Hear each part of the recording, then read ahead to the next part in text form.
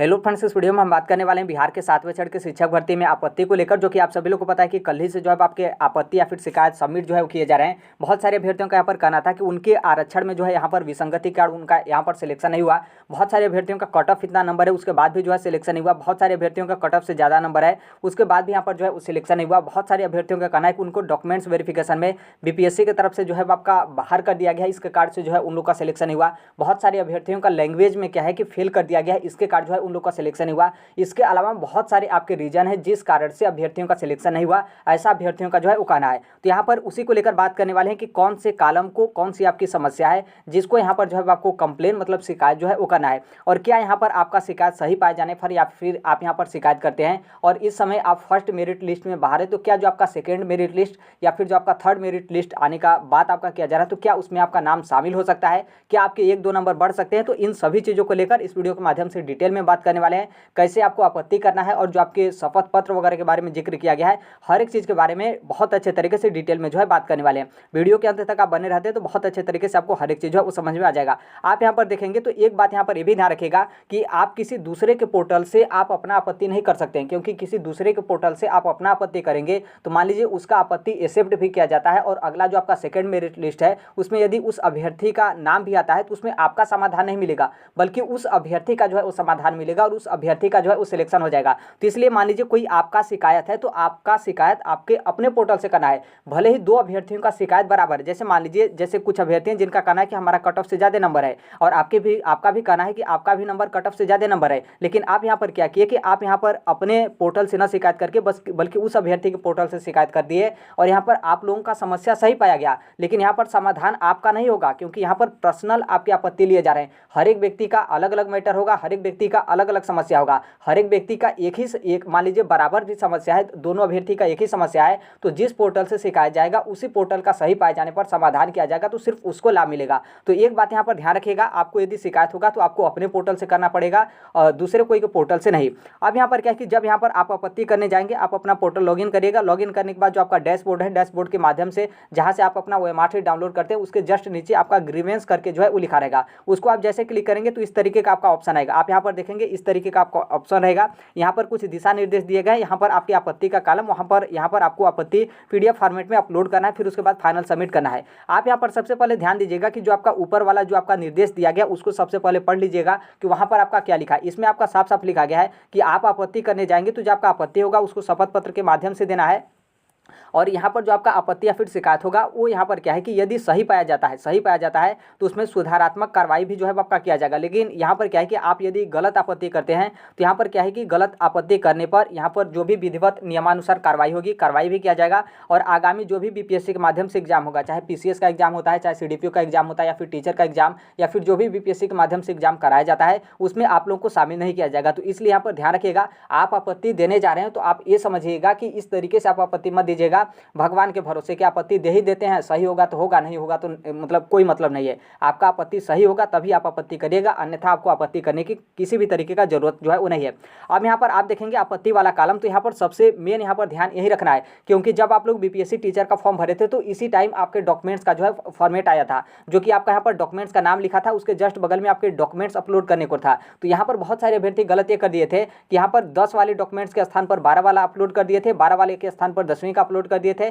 10वीं के जगह ग्रेजुएशन का इस तरीके से अपलोड कर दिए थे, जो कि वो आपका डॉक्यूमेंट्स गलत था। तो इसमें भी इसी चीज़ को आपको ध्यान रखना है कि जैसे मान लीजिए आपका जो शिकायत है, वो जो शिकायत आपका जिस कॉलम है उसी कॉलम के सापेक्ष जो आपका यहाँ पर PDF अपलोड करने को लेकर दिया गया है, तो इसी में आपको अपलोड करना है। तो बहुत अच्छे तरीके से आपको अपलोड करना है। आप यहाँ पर देखेंगे तो जो आपका ग्रीवेंस डिटेल्स है, मतलब शिकायत है, उसको यहाँ पर करना है। आप अपने कुछ यहाँ पर भाषा में, कुछ यहाँ पर अपने शब्दों में लिखना चाहते हैं तो 50 शब्द में, जिस तरीके से आप विषय या फिर मेन एक तरीके से टोटल ओवरऑल क्या आप यहाँ पर कहना चाहते हैं वो आप यहाँ पर लिख सकते हैं। उसके जस्ट बगल में यहाँ पर आप यहाँ पर देखेंगे, इससे आपको इस तरीके का क्लिक करना है, फिर यहाँ पर आपको जो आपका शपथ पत्र होगा उसको आपको यहाँ पर अपलोड जो है कर देना है। आप यहाँ पर पहले में देखेंगे तो यहाँ पर आपका बोला गया है कि आरक्षण का लाभ नहीं मिला, क्योंकि बहुत सारे अभ्यर्थियों का कहना था कि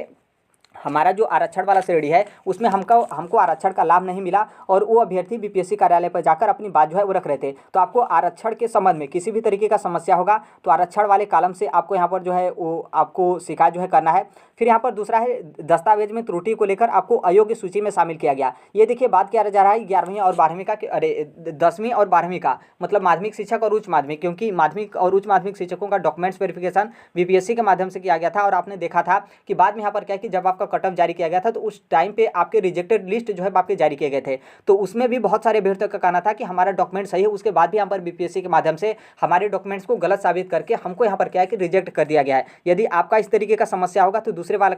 वाले कॉलम से आपको यहाँ पर शिकायत करना है। तीसरा वाला यहाँ पर दिया गया कि बहुत सारे अभ्यर्थियों का ये कहना था कि भाषा के पेपर में प्राप्तांक में त्रुटि के कारण हम मतलब अयोग्य हो गए। मतलब क्या है कि जो आपका लैंग्वेज वाला 30 नंबर आपके क्वालिफाइंग मार्क्स था, तो यहाँ पर अभ्यर्थियों का कहना था कि हम जीएस वाले पेपर में क्वालिफाई है, मेरिट में आ रहे हैं, लेकिन जो मेरा लैंग्वेज वाला पेपर है उसमें हम यहाँ पर क्या है कि फेल कर गए हैं, जो कि हमारा अच्छा खासा नंबर है ओएमआर शीट के माध्यम से। उसके बाद भी यहाँ पर क्या है कि बीपीएससी की तरफ से फेल कर दिया गया है। तो तीसरे वाले कॉलम से आप यहाँ पर शिकायत जो है कर सकते हैं। चौथे वाले में देखेंगे तो जहाँ पर आपका दिया गया कि जो आपका मेन पेपर का मतलब जो आपका जीएस पेपर है, जीएस का पेपर है, और जो आपके कट ऑफ है, जितना आपका कट ऑफ दिया गया उतना आपका नंबर है। और उसमें यह भी ध्यान रखना है कि जो आपका उम्र हो या फिर जो आपका नाम है उसके आधार पर आप यहाँ पर ऊपर है, मतलब आपका उम्र अधिक है, जो आपका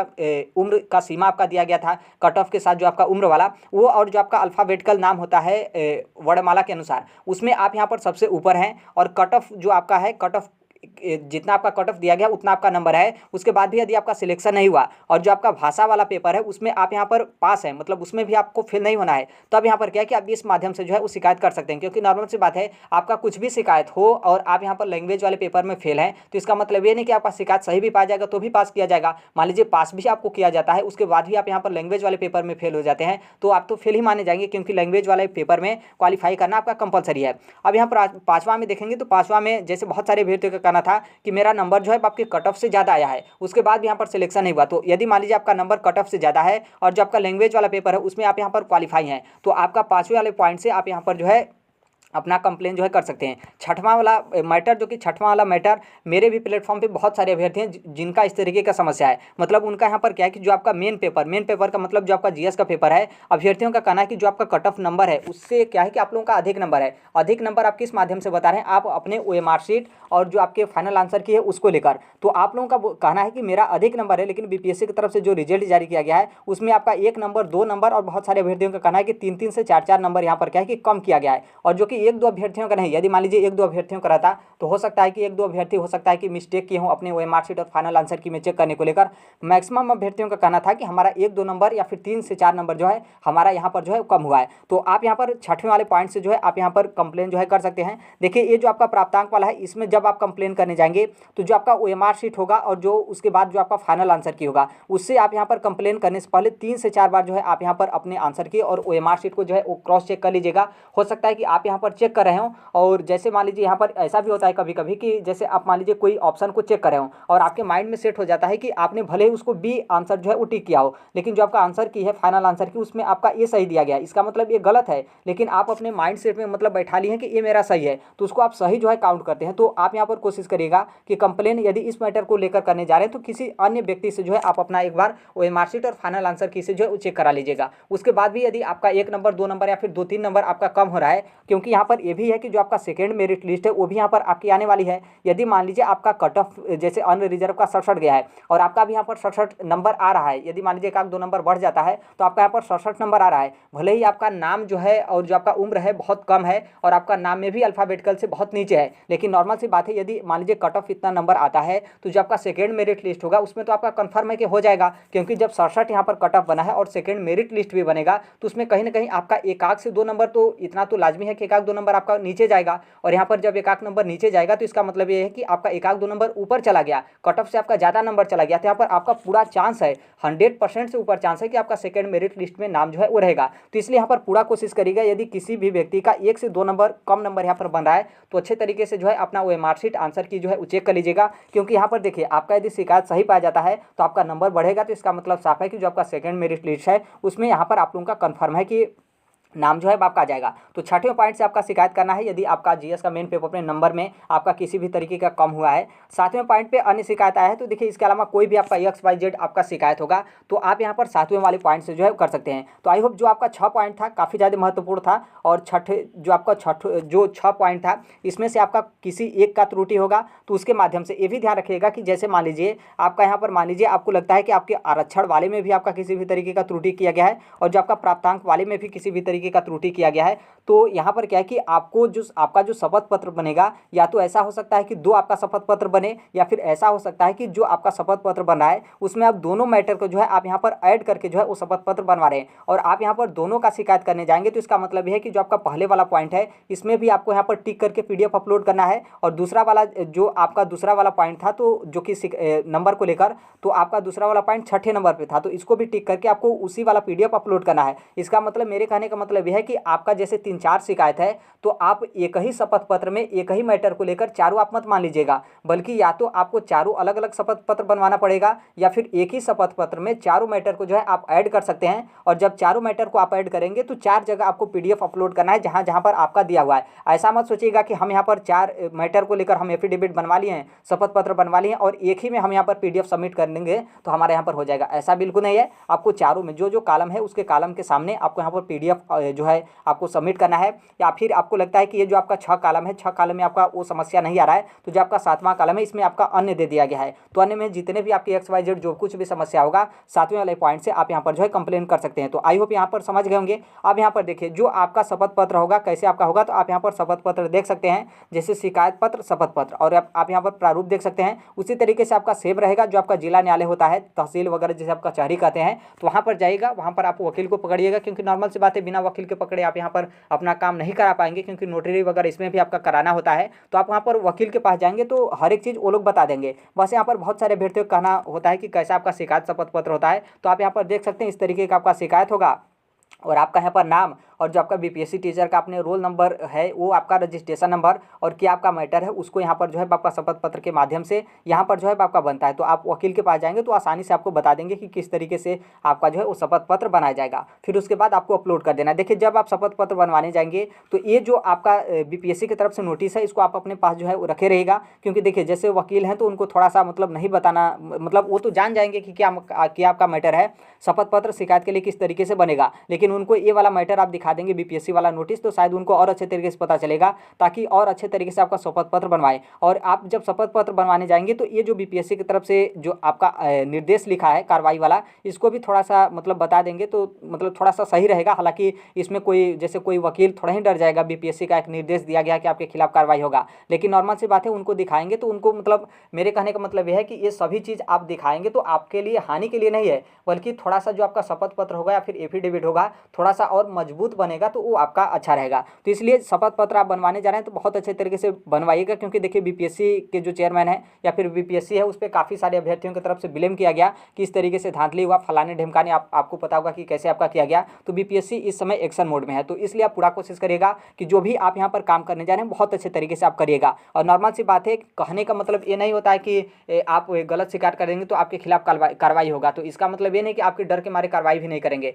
नॉर्मल सी बात है, आपका नौकरी का सवाल है, आपका भविष्य का सवाल है, और आप यहाँ पर सही होने के बाद भी 1-2 नंबर से आप पीछे हो रहे हैं, मेरिट से आप यहाँ पर बाहर हो रहे हैं, तो नॉर्मल सी बात है थोड़ा सा आप शिकायत कर देंगे और थोड़ा सा उस शिकायत से आपका यहाँ पर सिलेक्शन हो जाता है, तो हमें नहीं लगता कि मतलब कोई किसी भी तरीके का आपका दिक्कत होगा। और BPSC की तरफ से बोला भी गया है कि आपका शिकायत सही पाया जाएगा तो उसका हमारे माध्यम से समाधान भी आपका किया जाएगा, तो इस बात को ध्यान रखना है। बाकी यहाँ पर कुछ अन्य अभ्यर्थी ऐसे हैं जिनका यहाँ पर मानना है कि उनका काउंसलिंग हो चुका है, लेकिन ये जो आपका कंप्लेन वाला पोर्टल खुला है तो उसमें बोल रहे हैं कि हम कुछ ऐसे डॉक्यूमेंट्स है जिसको रीअपलोड कर दें, मतलब डॉक्यूमेंट्स उनका कुछ छूट गया हो या फिर कोई उस तरीके का डॉक्यूमेंट्स नहीं आया था और डॉक्यूमेंट्स अभी उनके पास अवेलेबल है और उनका काउंसलिंग भी हो गया और उनका यहाँ पर क्या है कि जो आपका ट्रेनिंग वगैरह चला था वो भी चल रहा है, तो उसके बाद इन लोग करना चाहते हैं कि हम अपना अपलोड कर दें। तो देखिए आप इसको ध्यान रखिए, ये आपका कंप्लेन वाला है, आपके डॉक्यूमेंट्स रीअपलोड करने का मौका नहीं दिया गया है, तो इसलिए इस बात को ध्यान रखना है। पता चले कि आपका हर एक चीज़ जब सही हो गया है तो आप यहाँ पर डॉक्यूमेंट्स रीअपलोड करने को लेकर क्यों इतना चिंतित हैं, और आप यहाँ पर गलती से अपलोड भी मत कर दीजिएगा, नहीं तो हो सकता है कि आपका हर एक चीज़ सही हो और यहाँ पर डॉक्यूमेंट्स अपलोड करने के कारण आपका और ज़्यादा जो है वो समस्या हो जाए। कुछ अभ्यर्थियों का ये भी था कि डॉक्यूमेंट्स कुछ उनका गलती था वो सुधार करने के लिए दिए थे और सुधार करके अभी आ गया है तो अभी अपलोड कर दें, तो देखिए हमने बता दिया कि आपका कंप्लेन वाला है। उसी तरीके से कुछ अभ्यर्थियों का कहना था कि हमारा डॉक्यूमेंट्स जो अपलोड था वो धुंधला था, धुंधला होने के बाद भी उनका काउंसलिंग हो चुका, हर एक चीज़ हो गया, उसके बाद भी आप लोग बोले हैं कि कंप्लेन वाले पोर्टल पे हम अपना डॉक्यूमेंट्स अपलोड कर दें। कुछ अभ्यर्थी ऐसे भी थे जिनका कहना था कि हम मार्कशीट अपलोड किए थे, तो क्या जो आपका कंप्लेन वाला पोर्टल खुला है तो क्या इसमें आप सर्टिफिकेट अपलोड कर दें। तो देखिए आपको ध्यान रखना है, ये आपका कंप्लेन करने के लिए पोर्टल खुला है कि आपको किसी भी तरीके का समस्या फिर दिक्कत है तब आप कंप्लेन करिए। आपका यहाँ पर हो चुका, आपका काउंसलिंग भी हो चुका। काउंसलिंग होने के बाद क्या है कि आप लोग का ज्वाइनिंग भी, मतलब आप किसी न किसी स्कूल में या तो आपका बीआरसी वगैरह पे या फिर डाइट वगैरह पे ट्रेनिंग हो रहा होगा, या फिर कोई ना कोई आपको स्कूल मिल गया होगा। 2 तारीख को आप लोग को प्रोविजनल ज्वाइनिंग लेटर मिल जाएगा। तो इस चीज़ को लेकर आप तनिक भी चिंता मत होइए, आपका हर एक चीज़ हो गया है, तो आपको किसी भी तरीके का दिक्कत नहीं है। ये उन अभ्यर्थियों के यहाँ पर आपको डॉक्यूमेंट सबमिट करना है, ये जिन अभ्यर्थियों का कोई कंप्लेन या फिर कोई शिकायत हो, सिर्फ उन अभ्यर्थियों के लिए ये आपका पोर्टल जो है खुला है। बाकी आपका हर एक चीज़ हो गया है, तो डॉक्यूमेंट्स अपलोड को लेकर या फिर री अपलोड करने को लेकर आपको तनिक भी चिंता करने की जरूरत नहीं है। और ना ही अपने डॉक्यूमेंट्स पे जो भी आपका अपलोड हुआ है उसमें आप किसी भी तरीके का छेड़खानी मत करिएगा। हो सकता है कि आपका छेड़खानी के चलते आपका जो सही है, जो कि हर एक चीज़ आपका हो गया है, पता चले कि उस चीज़ के चलते आपका दिक्कत हो जाएगा। क्योंकि इस टाइम पे जानते हैं आपका सबसे बड़ा समस्या यह है कि कोई आपका समस्या हो रहा है पोर्टल को लेकर, तो आपका जो काम होगा वो आपका शिक्षा विभाग के माध्यम से काम होगा। क्योंकि जो भी आपका आगे का कार्यक्रम है या फिर जो भी आगे का प्रोसेस है आपका शिक्षा विभाग की तरफ से है। और शिक्षा विभाग की तरफ से यदि बोल दिया गया कि नहीं आप यहाँ पर क्या है कि आप बीपीएससी के पास जाइए, तो फिर आप बीपीएससी ऑफिस से शिक्षा ऑफिस, शिक्षा ऑफिस से बीपीएससी ऑफिस, आप इस तरीके से करते रह जाएंगे, आपका कुछ नहीं होगा। काउंसलिंग में क्या हुआ, बहुत सारे अभ्यर्थियों का यही हुआ,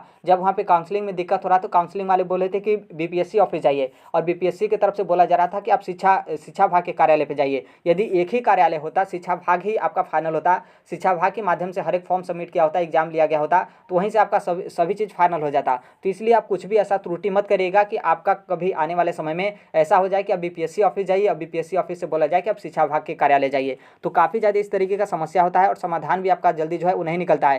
है, लेकिन इतना आप कूदेंगे, इतना आपका पैसा लग जाता है कि काफ़ी ज़्यादा दिक्कत जो है हो जाता है। तो इसलिए जो कुछ भी आपको काम करना है, आपका जो भी निर्देश आता है, फिर जो भी आपके कुछ अपलोड करने को लेकर या फिर कुछ भी आता है, तो उसके ऊपर नीचे आपको कुछ ना कुछ दिशा निर्देश जो है आपके दिए रहते हैं, और आपके दिशा निर्देश बिल्कुल हिंदी में रहते हैं। तो आप उसको पहले पढ़िए, उसमें आपका क्या दिया गया है, फिर उसके बाद ही आपको जो है जो भी आगे का कार्रवाई होगा आपको करना होगा। बाकी इस प्लेटफॉर्म से हर एक चीज़ आपका बताया जाता है। आपने टीआरई फर्स्ट का देखा होगा, टीआरई फर्स्ट से नोटिफिकेशन से लेकर आपका अभी ज्वाइनिंग हो रहा है, और ज्वाइनिंग में भी जो कुछ भी आपके अपडेट आ रहे हैं, हर एक चीज़ यहाँ पर इस प्लेटफॉर्म पे शेयर किए जा रहे हैं। और उसी तरीके से जो आपका टीआरई सेकंड है, टीआरई सेकंड में इसी तरीके से जो आपका फॉर्म सबमिट से लेकर आपका जब तक स्कूल में ज्वाइनिंग ना हो जाए तब तक इस प्लेटफॉर्म पे